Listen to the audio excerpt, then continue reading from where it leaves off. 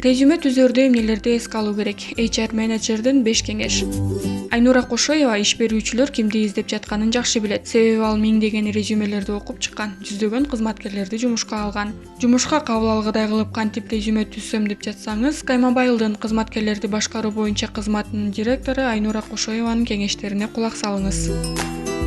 Мурун көп барактуу резюме жакшы деп эсептелсе, бүгүнкү күндө креативдүү резюмелер утушка ээ болот. Мисалы, инфографика менен түзүлгөн резюме жаңы тренд. Мотивациялык кат сизди топтон соруп чыгат. Резюмеңиз мыкты деңгээлде жазылбаса да, башында мотивациялык кат берилсе, маектешүүгө өтүп кетүү мүмкүнчүлүгүңүз жогору болот.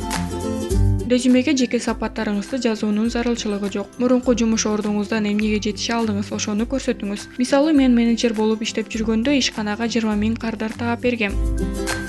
Эсиңизде болсун, эч качан резюмеге жалган маалыматтарды жазбаңыз. Кандай болсоңуз, өзүңүздү ошондой көрсөтүңүз.